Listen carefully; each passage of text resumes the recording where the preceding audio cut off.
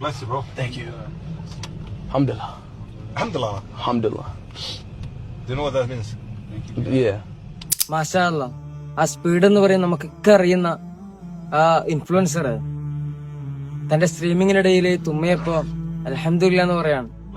മൂപ്പര് മുസ്ലിമാണോ അമുസ്ലിമാണോ എന്ന് എനിക്കറിയില്ല. പക്ഷേ വല്ലാത്തൊരു സന്തോഷം തോന്നി.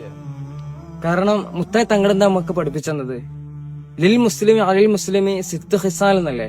ഒരു മുസ്ലിം മറ്റേ മുസ്ലിമിന്റെ പേരിൽ പിന്നെ 6 കാര്യങ്ങള് ബാധ്യതയാണ്. അതായത് അതിൽപ്പെട്ട ഒരു കാര്യമാണ് പിന്നെ തുമ്മയാല് ഒരാൾ അൽഹംദുലില്ലാ പറഞ്ഞ് അതിന് യർഹമക്കുമുള്ള എന്ന് പറയൽ ഒരു കൂട്ടുകാരന്റെ കൂടെയുള്ളവന്റെ ഒരു നിർബന്ധമായ ഒരു കാര്യമാണ്.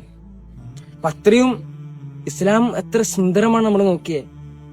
എന്ത് കാര്യങ്ങളും തന്റെ കൂട്ടുകാരന് കിട്ടണം, കൂട്ടുകാരനും കൂടി അതിന്റെ റഹ്മത്ത് ലഭിക്കണം എന്നുള്ളൊരു ചിന്തയാണ് ആ ഇസ്ലാമിന്റെ പോക്ക്. സ്വന്തം കാര്യങ്ങള് ജിന്ദാബ എന്ന് പറഞ്ഞ് വിജയിച്ചങ്ങനെ പോക്കല്ല, തന്റെ കൂട്ടുകാരനും കൂടി രക്ഷപ്പെടണം. അങ്ങനത്തെ ഒരു മൈൻഡുള്ളൊരു മതം എത്ര സുന്ദരമാണ്.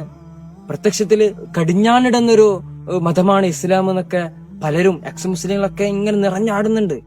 നമ്മളൊന്ന് ഇസ്ലാമിനെ പഠിച്ചാൽ, ഒന്ന് ആത്മാർത്ഥമായിട്ട് അതിനെ ഒന്ന് പോസിറ്റീവായിട്ട് ചിന്തിച്ചൊന്ന് പഠിച്ചാൽ എത്ര സുന്ദരാണ്. നമ്മൾ ചിന്തിച്ചു നോക്കിയേ, മുത്തുനബിയുടെ ഹദീസുകളൊക്കെ ഒന്ന് കണ്ടാലേ തന്റെ കൂട്ടുകാരന് വേണ്ടി അല്ലെങ്കിൽ തന്റെ മാതാപിതാക്കൾക്ക് വേണ്ടി തന്റെ ഉസ്താദുമാർക്ക് വേണ്ടി എത്രത്തോളം കണിശത, എത്രത്തോളം സ്നേഹങ്ങൾ ലഭിക്കണം കൊടുക്കണം എന്നുള്ളതിന്റെ ഒക്കെ ഒരു കാര്യങ്ങള് ഇസ്ലാം നമ്മൾ നല്ലോണം പഠിപ്പിക്കുന്നുണ്ട്. ഓരോ കാര്യങ്ങളും ഉപ്പ് തൊട്ട് കർപ്പൂരം വരെ മുത്തനബി നമുക്ക് പഠിപ്പിച്ചു തന്നിട്ടുണ്ട്.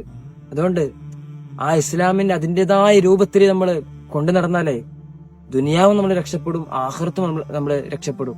പടച്ചറബ് എല്ലാം നമുക്ക് ഹൈറാക്കി തരട്ടെ.